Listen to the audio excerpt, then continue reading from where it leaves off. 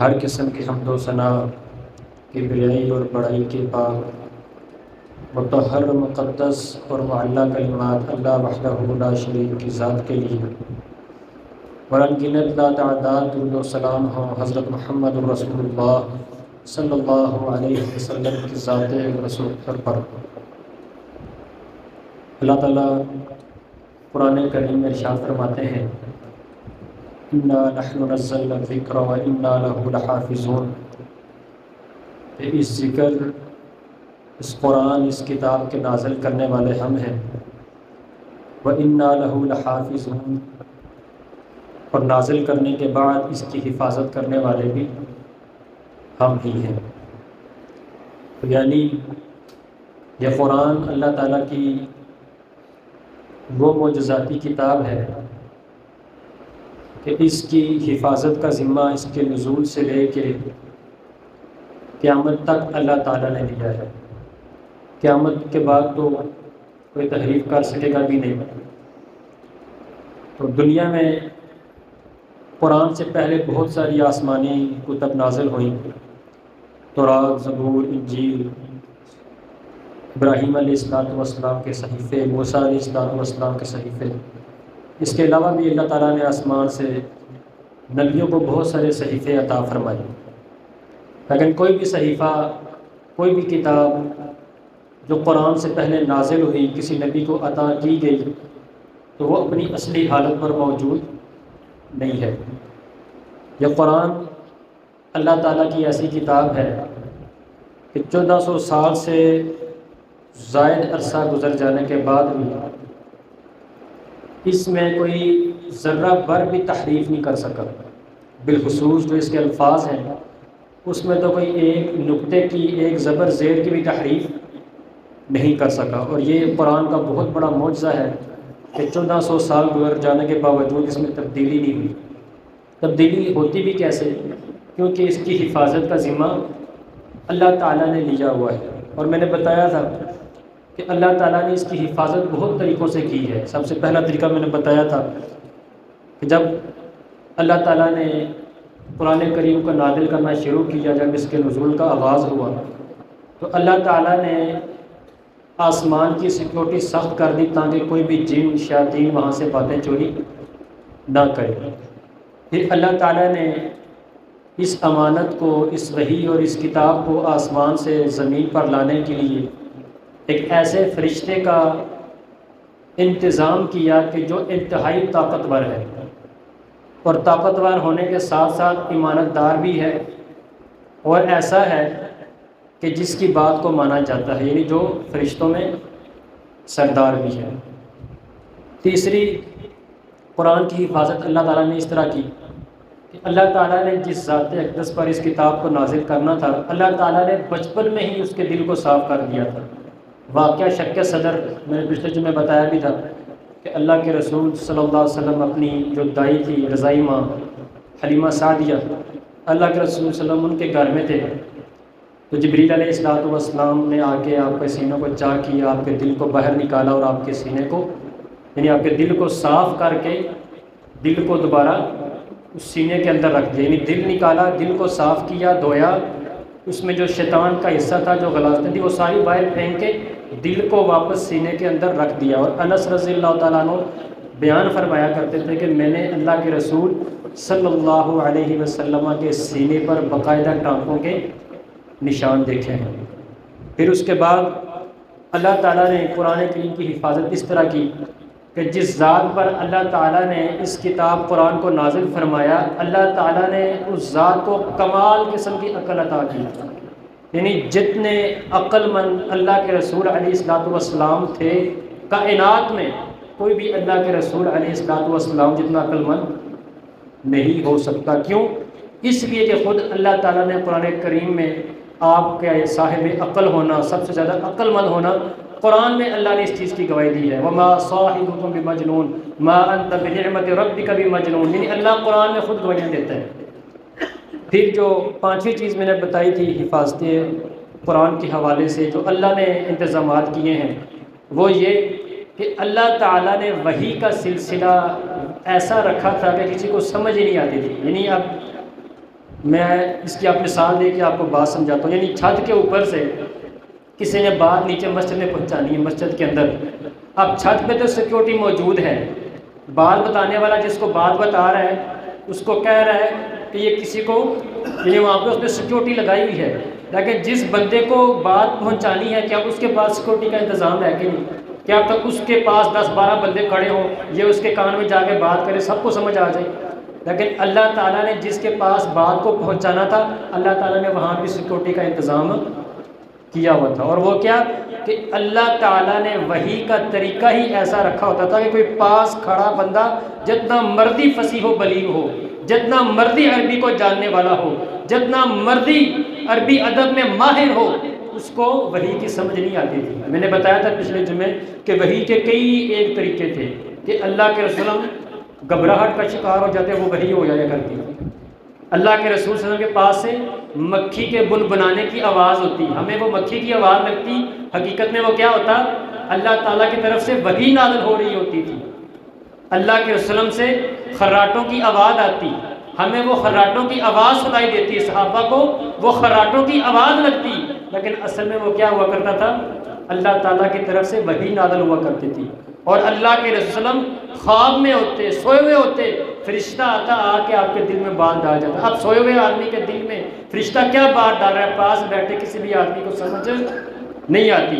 آپ جتنے مرضی پہنچی ہوئی سرکار بن جائیں، سوئے ہوئے آدمی کو کیا خواب آ رہا ہے جب تک وہ آپ کو بتائے گا نہیں، آپ کو اس کے خواب کا علم نہیں ہوگا. تو یہ اللہ تعالیٰ نے قرآن کی حفاظت کے اقدامات کیے ہوئے تھے، انتظامات کیے ہوئے تھے تاکہ اس کتاب میں کوئی ذرہ بھر بھی تبدیلی نہ کر سکے. مزید اس کتاب کے حوالے سے کہ جو اس میں اللہ تعالیٰ نے مطلب اس کی حفاظت کا ذمہ لیا، وہ یہ تھا کہ اللہ تعالیٰ نے اس کتاب کی حفاظت اس طرح کی کہ اللہ تعالیٰ نے آپ علیہ الصلوۃ والسلام کو پڑھنے اور لکھنے سے پر قادر ہی نہیں کیا. یعنی آپ علیہ الصلوۃ والسلام نہ پڑھ سکتے تھے اور آپ علیہ الصلوۃ والسلام نہ ہی لکھ سکتے تھے. اللہ نے آپ علیہ الصلوۃ والسلام کو امی بنایا. امی کا مطلب یہ ہوتا ہے کہ جو نہ پڑھ سکتا ہو نہ ہی لکھ سکتا ہو. یہاں سے مراد ان پڑھ نہیں ہے، کچھ لوگ اس سے مراد لیتے ہیں ان پڑھ. ان پڑھ اس کو کہتے ہیں کہ جو نہ تو پڑھ لکھ سکتا ہو نہ اس کو عقل و شعور ہو. اللہ کے رسول کو عقل و شعور سب سے بڑھ کے تھا. اللہ تعالیٰ کہ نبی علیہ الصلوۃ والسلام کو اللہ تعالیٰ نے حکمت کی ایسی ایسی باتیں بتائی تھی جو کسی اور کے علم میں ہے ہی نہیں، کسی اور کو پتہ ہی نہیں ہے. خود اللہ کے رسول علیہ الصلوۃ والسلام فرماتے ہیں اوتیت جوامع الکلم، مجھے اللہ تعالیٰ نے جوامع الکلم عطا کیے ہیں. جوامع الکلم کیا ہوتے ہیں؟ یعنی حکمت کی باتیں، چھوٹی سی بات ہوتی ہے اور اس پہ بہت بڑا معنی ہوتا ہے. یعنی ایک کو سمجھا رہے ہوتے ہیں. یعنی اپنے دور میں آپ اندازہ لگائیں نا قرآن کی کہ یہ کیسی جوامع الکلم کتاب ہے کہ نازل اس دور میں ہوئی کہ جب یہ ہمارے والی کوئی چیز بھی نہیں تھی، لیکن آج کے دور میں بھی اس قرآن پر عمل کرنا کیا ہے؟ اسی طرح آسان ہے اگر ہم عمل کرنا چاہیں. آج کے دور میں بھی یہ قرآن اگر ہم اس سے استفادہ حاصل کرنا چاہیں تو آج بھی کر سکتے ہیں، اور مسلمان کرتے بھی ہیں اس سے فائدہ. تو اللہ کے رسول علیہ الصلوۃ والسلام کو اللہ نے کیا بنایا تھا؟ امی. آپ پڑھ نہیں سکتے تھے، آپ لکھ نہیں سکتے تھے. اللہ تعالیٰ نے اس اعتراض کا، اس اشکال کا پہلے ہی ازالہ کر دیا. کیسے؟ لوگ کہہ سکتے تھے اگر آپ علیہ الصلوۃ والسلام پڑھے لکھے ہوتے، پڑھ بھی سکتے ہوتے، لکھ بھی سکتے ہوتے، تو جب آپ لوگوں کو قرآن پڑھ کے سناتے، اللہ کا کلام پڑھ کے سناتے، سننے والے بالخصوص جو اللہ کے رسول کے دشمن تھے، جو اسلام کے دشمن تھے، وہ کیا کہتے کہ خود لکھ کے سنا رہے ہیں ہمیں. یہی ہوتا ہے کہ جب اس کو پڑھنا آتا ہوتا، جب لکھنا آتا ہوتا، تو انہوں نے کیا کہنا تھا کہ پڑھا لکھا آدمی ہے، خود کتاب لکھ کے، خود پڑھ کے، خود لکھ کے ہمیں سنا رہے ہیں. تو اللہ تعالیٰ نے اس اشکال کو پہلے ہی دور کر دیا. بچپن سے اللہ تعالیٰ نے آپ علیہ الصلوۃ والسلام کی پرورش اس طرح کی کہ آپ پڑھنے والی طرف گئے ہی نہیں. آپ کو پڑھایا کس نے؟ اللہ تعالیٰ نے. اور پڑھایا کب؟ نبوت کے بعد. نبی بنے تو اللہ تعالیٰ نے آپ کی تعلیم شروع کر دی. اقرأ بسم ربک الذی خلق، اس سورت کے ساتھ ہی آپ کی تعلیم شروع ہوگی. اور پڑھتے صرف وہی تھے جو اللہ آپ کو بتایا کرتا تھا، اور خود اللہ تعالیٰ نے آپ علیہ الصلوۃ والسلام کے اس حوالے سے کہ آپ پڑھ نہیں سکتے تھے، قرآن کریم میں اللہ فرماتے ہیں وَمَا كُنْتَ تَتْلُو مِن قَبْلِهِ مِن كِتَابٍ وَلَا تَخُطُّهُ بِيَمِينِكَ إِذًا لَارْتَابَ الْمُبْطِلُونَ، کہ آپ انہیں کہہ دیجئے کہ وَمَا كُنْتَ تَتْلُو مِن قَبْلِهِ مِن کتاب، کہ نبی بننے سے پہلے میں آپ پر کوئی بھی کتاب پڑھا نہیں کرتا تھا۔ کیا مجھے نبی بننے سے پہلے تم لوگوں نے کوئی کتاب پڑھتے دیکھا ہے؟ پھر وَلَا تَخُطُّهُ بِيَمِينِكَ، اور نہ ہی آپ انہیں کہہ دو کہ کیا مجھے نبی بننے سے پہلے کیا اپنے ہاتھ کے ساتھ لکھتا دیکھا ہے؟ یعنی اللہ کہہ رہے ہیں قرآن کی زبان میں، آپ علیہ الصلوۃ والسلام کی زبان سے کہ ان لوگوں سے کہہ دو کیا تم لوگوں نے مجھے نبی بننے سے پہلے، اس نئی بات کا دعویٰ کرنے سے پہلے کیا مجھے کبھی پڑھتے دیکھا ہے؟ وَلَا تَخُطُّهُ بِيَمِينِكَ، خط کا لفظ بولا ہے وَلَا تَخُطُّهُ بِيَمِينِكَ، کیا مجھے کبھی اپنے ہاتھ کے ساتھ لکھتے دیکھا ہے؟ پھر اللہ ہی خود جواب دے رہے ہیں اِذًا لَارْتَابَ الْمُبْطِلُونَ، اگر آپ پڑھنے لکھنے والے ہوتے تب باطل لوگ آپ کے بارے میں بہت شک کرتے ہیں، وہ کہتے ہیں اس کو تو پڑھنا لکھنا آتا ہے، اس نے اس کتاب کو اپنی طرف سے بنا لیا ہے، تو اس لیے ہم نے کیا کر دیا، آپ کو پڑھنا لکھنا سکھایا ہی نہیں۔ اور تعصب کی بات، تعصب جو ہوتا ہے نا، جسے کہتے ہیں تعصب کی پٹی جب کسی کی آنکھوں پہ باندھ جائے تو پھر وہ اس چیز سے باز نہیں آتا، پھر اس کے سامنے آپ ہزار دلیلیں بھی پیش کر دیں پھر بھی وہ آپ کی بات کو مانتا نہیں ہے، وہ آپ پر اعتراض ضرور کرتا ہے۔ اب سارے مکہ کے مشرک، سارے قریش مکہ اس چیز کو جانتے تھے کہ اللہ کے رسول صلی اللہ علیہ وسلم لکھنا پڑھنا نہیں جانتے، لیکن اس کے باوجود انہوں نے اللہ کے رسول علیہ الصلوۃ والسلام پر اعتراض کر ہی دیا اور کہنے لگے کہ محمد صلی اللہ علیہ وسلم نے اس کتاب کو، اس قرآن کو خود ہی تصنیف کیا۔ جب انہوں نے یہ بات کی کہ محمد نے اس قرآن کو اپنی طرف سے تصنیف کر لیا ہے، پھر اللہ تعالیٰ نے قرآن کریم میں اس کا جواب دیا اور کہا قل، اے پیارے حبیب ان لوگوں سے کہہ دیجئے لو شاء اللہ ما تلوتہ علیکم ولا ادراکم بہ فقد لبثت فیکم عمرا من قبلہ افلا تعقلون، کہ انہیں کہہ دیجئے کہ اگر اللہ چاہتا تو نہ میں اس کتاب کو تم پر تلاوت کرتا ولا ادراکم بہ، اور نہ ہی میں تمہیں اس کتاب کی خبر دیتا، فقد لبثت فیکم عمرا من قبلی، اس سے پہلے تم میں نے ایک لمبا عرصہ گزارا ہے، لمبی عمر گزاری ہے، افلا تعقلون، کیا تمہیں عقل نہیں ہے؟ یعنی یہ جواب کون دے رہا ہے؟ اللہ دے رہا ہے۔ مشرکین مکہ نے کیا کہا کہ یہ کتاب محمد صلی اللہ علیہ وسلم نے اپنی طرف سے تصنیف کی ہے، خود بنا کے لے کے آیا ہے، تو اللہ نے جواب دیا کہ انہیں کہہ دیجئے آپ کہ اگر اللہ چاہتا تو میں نہ آپ پر اس کتاب کو تلاوت کر سکتا، نہ میں آپ کو خبر دے سکتا، اور میں نے تم میں ایک عمر گزاری ہے، ایک عرصہ گزارا ہے، میرے رشتہ دار ہو تم لوگ، میرے قبیلے کے ہو، تمہارے بیچ میں کھیلا ہوں، تمہارے بیچ میں بڑا ہوا ہوں، کیا تم لوگوں کو عقل نہیں ہے؟ یعنی یہ جواب کون دے رہا ہے؟ اللہ تعالیٰ۔ تو یعنی 40 سال تک ایک آدمی اگر رہا ہو کسی میں، کیا اس 40 سال کے عرصے میں اہل محلہ کو، رشتہ داروں کو، اہل علاقہ کو پتہ نہیں چلتا کہ یہ بندہ کیسا ہے؟ اور پھر اللہ کے رسول علیہ الصلوۃ والسلام ایسی ذات کے جن کو مکہ والے کہا کرتے تھے آپ صادق اور امین ہیں، دشمن ہونے کے باوجود آپ کی صداقت کی، آپ کی امانت داری کی گواہی دیا کرتے تھے، اس کے باوجود وہ یہ بات کہہ رہے ہیں۔ اللہ نے کہا فلا تعقلون، کیا تمہیں عقل نہیں ہے؟ اور پھر میرے محترم بھائیوں، اس کے بعد یعنی یہ باقاعدہ اقدام کیا اللہ نے کہ اللہ نے آپ علیہ الصلوۃ والسلام کو کیا رکھا؟ امی، تاکہ کوئی کہنے والا یہ نہ کہہ سکے کہ آپ علیہ الصلوۃ والسلام نے اس کتاب کو اپنی طرف سے لکھا ہے۔ اور 7واں اقدام جو اللہ تعالیٰ نے اٹھایا، جو اللہ تعالیٰ نے کیا اس کتاب کی حفاظت کے لیے، وہ یہ تھا کہ کوئی بھی انسان، کوئی بھی جن اس کتاب جیسا، اس کلام جیسا کلام پیش ہی نہیں کر سکتا۔ یہ حفاظت قرآن ہے کہ اللہ تعالیٰ نے ایسا کلام بنایا کہ ساری دنیا کے جن، ساری دنیا کے انسان مل جائیں اور ایک دوسرے کی مدد کرنے لگ جائیں تو یہ اس کلام جیسا کلام پیش نہیں کر سکتے۔ کیوں؟ اشکال پیدا ہو سکتا تھا، اعتراض کرنے والے کہہ سکتے تھے کہ اگر کوئی خدا نہ خواستہ کوئی عربی ادب کا ماہر آدمی جس کو عربی ادب پر بڑی ہی مہارت ہو، بڑا فصیح اور بلیغ ہو، عربی کے جو مترادفات ہیں اس کو علم ہو، جو عجیب اور غریب الفاظ ہیں اس کا بھی اس کو علم ہو، اگر وہ کوئی قرآن جیسی کتاب لے کے آ جائے جیسے سابقہ آسمانی کتب کے ساتھ ہوا، تو ہم دونوں کتابوں کے درمیان تفریق کیسے کریں گے؟ ہمیں کیا پتہ چلے گا؟ یعنی ایک آدمی ہے، وہ 8-10 سال جنگل میں رہا، بڑا عربی ادب کا ماہر ہے، وہاں بیٹھ کے اس نے کتاب لکھی، 10 سال بعد باہر آ کے کہتا ہے کہ یہ آسمانی کتاب ہے۔ اب ہم اس کتاب میں اور قرآن میں تفریق کیسے کریں گے؟ تو اس کا بھی اللہ تعالیٰ نے بندوبست کیا۔ اللہ تعالیٰ نے کیا کہا کہ جنوں اور انسانوں سب سے مخاطب ہو کر کے کہہ دیا، قل، اے پیارے حبیب آپ کہہ دیجئے، لَإِنِ اجْتَمَعَتِ الْإِنسُ وَالْجِنُّ عَلَىٰ أَن يَأْتُوا بِمِثْلِ هَٰذَا الْقُرْآنِ، کہہ دیجئے اگر انسان اور جن جمع ہو جائیں، متفق ہو جائیں، مل جائیں، کس بات پر؟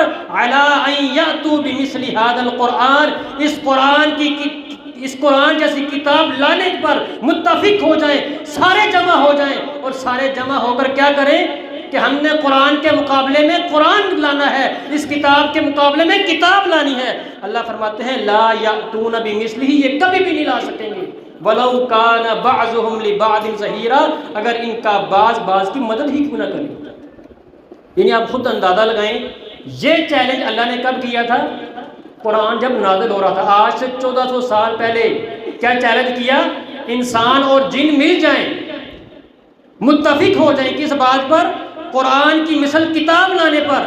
اللہ فرماتے ہیں نہیں لا سکیں گے، اور پھر کہا اگر یہ ایک دوسرے کی مدد بھی کرے، جن انسانوں کی مدد کرے، انسان جنوں کی مدد کرے، پہلے پچھلوں کی مدد کرے، پچھلے پہلوں کی مدد کرے، جو سارے ایک دوسرے کی مدد کرے، اس کے باوجود یہ قرآن جیسی کتاب نہیں لا سکتے۔ اور پہلے سپارے میں اللہ تعالیٰ نے باقاعدہ جب یہ کہا نا کہ اگر ہم نے اپنے بندے پر جو نازل کیا اگر تم اس کے بارے میں شک میں ہو تو کوئی ایک سورت لا کے دکھاؤ، کوئی ایک سورت لا کے دکھاؤ۔ تو قرآن کی سب سے چھوٹی سورت کون سی ہے؟ سورۃ الکوثر۔ کتنی آیتیں ہیں اس کی؟ 3 آیتیں ہیں، 3 جملے ہیں۔ تو اللہ تعالیٰ نے جنوں کو بھی چیلنج کیا، انسانوں کو بھی چیلنج کیا، اور ساتھ میں کیا کہا؟ اللہ تعالیٰ نے چیلنج کے اوپر ایک اور چیلنج کر دیا، وہ کیا؟ فَإِن لَمْ تَفْعَلُوا وَلَن تَفْعَلُوا، کہ تم نے آج تک کیا بھی نہیں، وَلَن تَفْعَلُوا، اور قیامت تک تم اس کی سب سے چھوٹی صورت جیسی چھوٹی صورت لا بھی نہیں سکتے۔ یعنی پہلے اللہ نے چیلنج کیا کہ لا کے دکھاؤ، پھر ساتھ میں دوسرا چیلنج کیا فَإِن لَمْ تَفْعَلُوا وَلَن تَفْعَلُوا، آج تک تم قرآن جیسی اس کی صورت جیسی کوئی صورت لا نہیں سکے، اور قیامت تک لا بھی نہیں سکو گے۔ اور آپ اب خود اندازہ لگائیں، مقام حیرت ہے۔ آپ یقین اگر آپ عرب کی تاریخ پڑھیں، جب قرآن نازل ہو رہا تھا تو یقین مانیں عرب میں اتنے بڑے ادب دان تھے، آپ حیران رہ جائیں گے۔ ایسے شعراء تھے، ایسے انہوں نے معلقات لکھے ہوئے، یقین مانیں کتابیں لکھی ہوئی ہیں انہوں نے شعروں پہ۔ معلقات آپ پڑھیں، کتاب ہے سبع المعلقات، آپ اس کتاب کو پڑھیں، آپ حیران رہ جائیں کہ عربی ادب میں ایسے بھی الفاظ ہیں۔ یعنی لوگ اتنے بھی فصیح اور بلیغ ہو سکتے ہیں، لوگوں کو اپنی زبان کا اتنا زیادہ بھی علم ہو سکتا ہے، آپ حیران رہ جائیں گے۔ امرؤ القیس بڑا مشہور عربی کا شاعر ہے، اس کے علاوہ اور بڑے شاعر تھے، ان کے دور میں قرآن نازل ہوا، ان کے دور میں قرآن نے چیلنج کیا۔ وہ بڑے شاعر مل کے بھی قرآن کی سب سے چھوٹی سورت کوثر کے مقابلے میں بھی 3 آیتیں نہیں لا سکے۔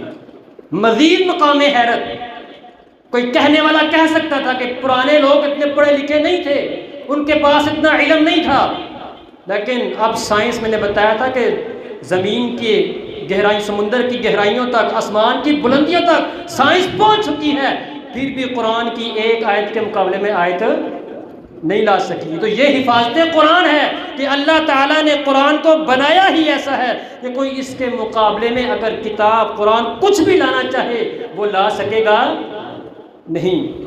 اسی طرح اللہ تعالیٰ نے اس قرآن کی حفاظت اس طرح بھی کی کہ فرشتہ ایک دفعہ آ کے اللہ کے رسولوں کو وحی بتاتا، آیت بتاتا، اللہ کے رسولوں کو فوری یاد ہو جاتی۔ یہ سب سے بڑا معجزہ ہے۔ آپ کسی کو کوئی بات کہیں نا، اب آپ مثلا جمعہ سن رہے ہیں، آدھی باتیں تو ویسے ہی بھول جاتی ہیں بیٹھے بیٹھے، بات سننے کے بعد اگر خلاصہ بھی بیان کیا جائے تو 2-3 منٹ سے زیادہ ہم بیان نہیں کر سکتے، یاد نہیں رہتا، لیکن اللہ کے رسول علیہ الصلوۃ والسلام کا، کیونکہ اللہ نے قرآن کی حفاظت کرنی تھی، تو جبریل پوری صورت بھی اگر بتا کے گئے تو ایک دفعہ بتائیں گے، اللہ کے رسول صلی اللہ علیہ وسلم کو پوری کی پوری صورت یاد ہو جاتی ہے، سورۃ بقرہ ہو جائے، سورۃ آل عمران ہو جائے، سورۃ النساء ہو جائے، بڑی سے بڑی صورتیں کیوں نہ ہو جائیں، لمبی سے لمبی وحی کیوں نہ ہو جائے، ایک دفعہ جبریل علیہ الصلوۃ والسلام پڑھتے اللہ کے رسول کو فوری یاد ہو جاتی ہے۔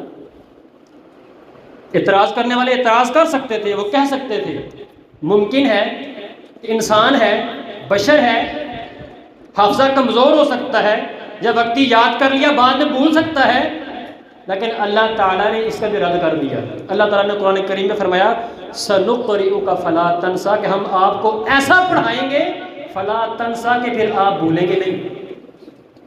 اب خود قرآن میں اللہ بتا رہے ہیں کہ ہم آپ کو قرآن اس طرح پڑھائیں گے فَلَا تَنْسَىٰ، کہ پھر آپ کبھی بھی نہیں بھولیں گے، نہ دنیا میں اور نہ ہی آخرت میں بھولیں گے۔ آخرت میں تو خیر بھولیں گے ہی نہیں، دنیا میں بھی نہیں بھولے، آخرت میں تو خیر عام حفاظ بھی نہیں بھولیں گے۔ اللہ انہیں بھی کہے گا پڑھتے جاؤ اور چڑھتے جاؤ، جہاں پر تم آخری آیت پڑھو گے وہی تمہاری منزل ہے۔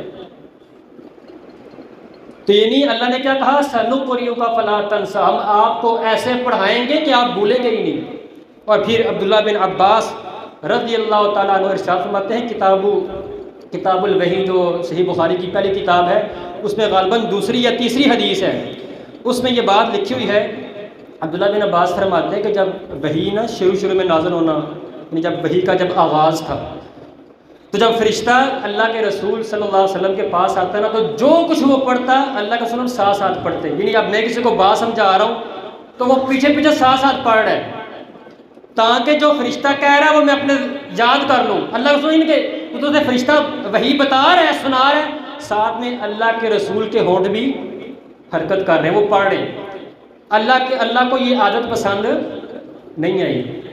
اللہ نے قرآن میں بھی کہہ دیا کہ لا تحرک بہ لسانک لتعجل بہ، کہ جب آپ پر وحی نازل ہو رہی ہوتی ہے، جب فرشتہ آپ کو میرا پیغام سنا رہا ہوتا ہے، جب یہ امانت آپ کو بتائی جا رہی ہوتی ہے، لا تحرک بہ لسانک لتعجل بہ، جلدی جلدی اپنی زبان کو، اپنے ہونٹوں کو حرکت نہ دیا کرو اس کو جلدی حاصل کرنے کے لیے کہ فرشتہ پڑھ رہا ہے میں بھی ساتھ ساتھ پڑھتا ہوں تاکہ مجھے بھی یاد ہو جائے، ایسے نہ کیا کرو۔ کیوں؟ پھر اللہ نے بتایا کہ اس لیے کہ ان علینا جمعہ وقرآنہ، اس قرآن کو جمع کرنا بھی ہمارے ذمہ ہے، وقرآنہ، اور آپ کو پڑھانا بھی ہمارے ذمہ ہے۔ یعنی آپ یہاں سے اندازہ لگائیں اللہ نے کیسے قرآن کی حفاظت کی ہے، کہ کہا کہ آپ نے ساتھ ہونٹوں کو حرکت بھی نہیں دینی، یعنی فرشتہ پڑھ رہا ہے نا، بتانے آیا وہی کہ اللہ کا پیغام بتانے آیا ہے، آپ ساتھ میں ہونٹوں کو حرکت دیا کرتے تھے۔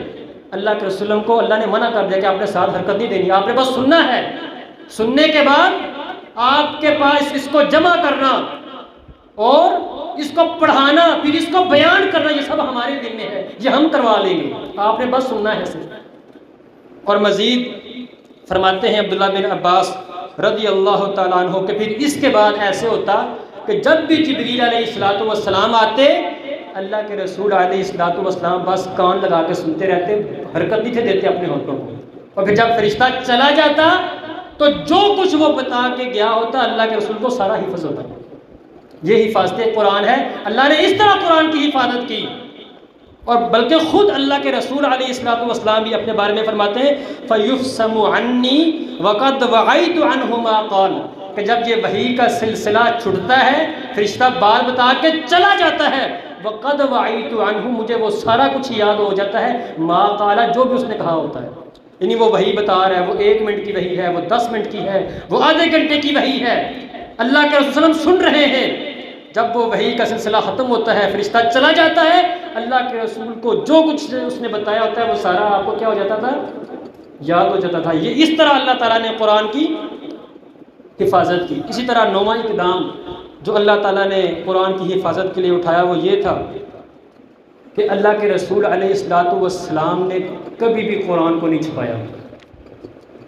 انسان، بشریت کا تقاضا، برادری کا پریشر، محلے کا پریشر، سرداروں کا پریشر ہوتا ہے نا، ہم میں ہزاروں باتیں ہوتی ہیں بتانے والی، علماء کو باقاعدہ کئی باتوں کو بتانے سے شرن بھی منع کیا گیا ہے کہ ایسی باتیں نہ بتاؤ لوگوں کو جن سے فتنے کھڑے ہونے کا بتاؤ.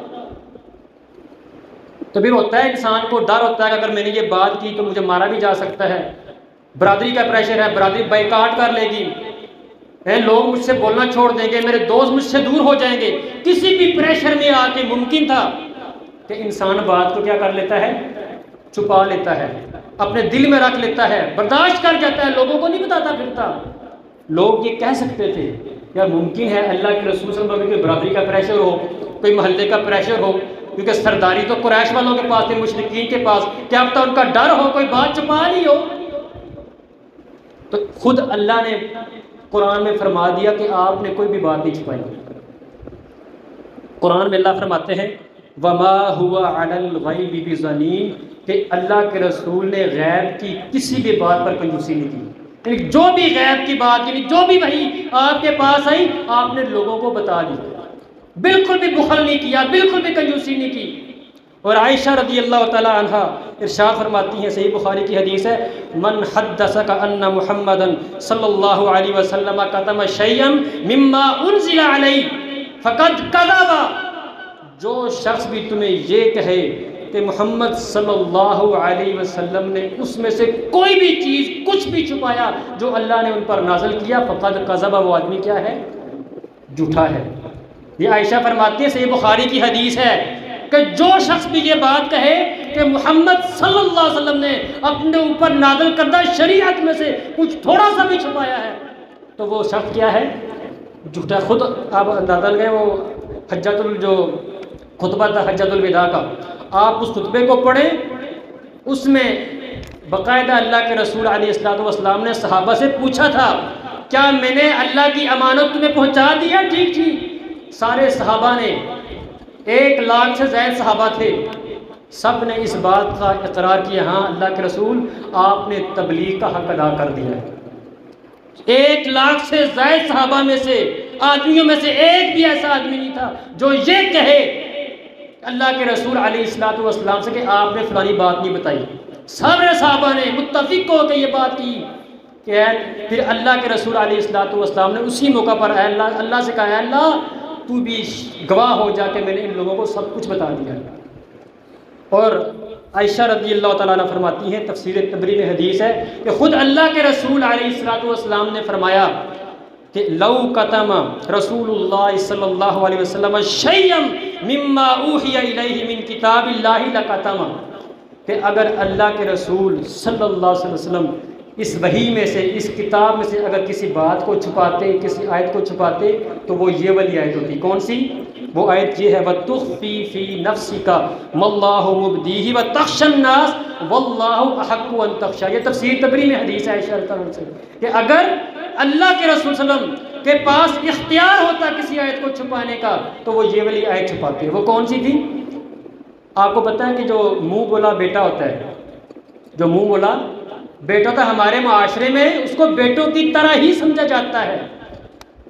اب زید رضی اللہ تعالی عنہ وہ اللہ کے نبی علیہ السلام کے منہ بولے بیٹے تھے.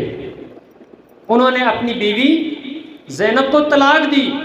اب عرب معاشرے میں جو منہ بولا بیٹا ہوتا ہے وہ سگے بیٹے کی طرح ہوتا ہے. عرب معاشرے میں جو پرانا معاشرہ تھا، اسلامی معاشرہ نہیں، جو جاہلیت کا معاشرہ تھا، اس میں جو منہ بولا بیٹا ہوتا ہے وہ کیا ہوتا ہے؟ سگے بیٹے کی طرح ہوتا ہے. اس کی بیوی سے آپ شادی نہیں کر سکتے اگر وہ طلاق دے دیں. لیکن اسلام میں یہ نہیں ہے. اسلام میں تو منع کیا گیا ہے، آپ کسی کو منہ بولا بیٹا کہہ ہی نہیں سکتے. جو حملے پالک بچے ہوتے ہیں نا، یہ جو ہم لے لیتے ہیں یتیم خانوں سے، اسلام میں اس کی بڑی سختی سے ممانعت ہے. تو اب جب زید منہ بولے بیٹے تھے، انہوں نے اپنی بیوی کو زینب کو جب طلاق دی، اب اللہ کے رسول علیہ السلام کی خواہش تھی کہ اپنے منہ بولے بیٹی کی بیوی سے میں کیا کر لوں؟ نکاح کر لوں. اب یہ بات عرب معاشرے میں بڑی بری سمجھی جاتی تھی. اللہ کو پتہ تھا. اللہ تعالیٰ نے وحی نازل کروا کے اللہ نے آسمانوں پہ آپ کا نکاح کس سے کروا دیا؟ زینب سے کروا دیا. اور قرآن نازل کر کے کہا وَتُخْفِي فِي نَفْسِكَ، تو اپنے دل میں ایسی باتوں کو چھپاتا ہے جس کو اللہ ظاہر کرنے والا ہے. یعنی تو چھپا رہا ہے لوگوں کے ڈر کی وجہ سے اس بات کو تو چھپا رہا ہے، واللہ مبدیہ، جبکہ اللہ اس بات کو ظاہر کرنے والا ہے، وتخشى الناس، اور آپ لوگوں سے ڈر رہے ہیں، واللہ احق ان تخشى، اور اللہ یہ حق رکھتا ہے کہ آپ اللہ سے ڈرو۔ یعنی سب سے زیادہ ڈرنے کا حق کون رکھتا ہے؟ اللہ رکھتا ہے کہ آپ اللہ سے ڈریں۔ تو عائشہ فرماتی ہیں کہ اگر اللہ کے رسول علیہ السلام نے اگر کسی آیت کو چھپانا ہوتا نا، خود اللہ کے رسول نے فرمایا، تو میں یہ آیت چھپاتا۔ کون سی؟ کہ جس میں اللہ یہ فرما رہے ہیں کہ آپ لوگوں سے ڈر رہے ہیں، اور جو آپ کے دل کی بات ہے آپ اس کو چھپا رہے ہیں، میں اس بات کو بھی ظاہر کروں گا، اور آپ کو بھی یہ بات کہہ رہا ہوں کہ سب سے زیادہ ڈرنے کا حق کون رکھتا ہے؟ اللہ یہ حق رکھتا ہے کہ اللہ سے ڈرا جائے۔ تو یہ نہیں اللہ کے رسول علیہ السلام نے کوئی بھی بات نہیں چھپائی۔ تو یہ کیوں نہیں چھپائی؟ اس لیے کہ اللہ کی طرف سے حکم تھا، اور اللہ نے پھر خود گواہی بھی دی، وما هو علی الغیب بضنین، کہ اللہ کے رسول نے غیب کی کوئی بھی خبر نہیں چھپائی۔ اللہ تعالیٰ سے دعا ہے اللہ تعالیٰ ہمیں جس طرح اللہ نے قرآن کی حفاظت کی، اللہ تعالیٰ نے جو ہمارے ذمہ فرض ہے اللہ تعالیٰ ہمیں وہ فرض ادا کرنے کی توفیق عطا فرمائے۔ اللہ تعالیٰ ہمیں بھی قرآن کی حفاظت کرنے کی توفیق عطا فرمائے، اور اللہ تعالیٰ ہمیں اور ہمارے بچوں کو قرآن کا حافظ بننے کی توفیق عطا فرمائے۔ وآخر دعوانا الحمد للہ رب العالمین۔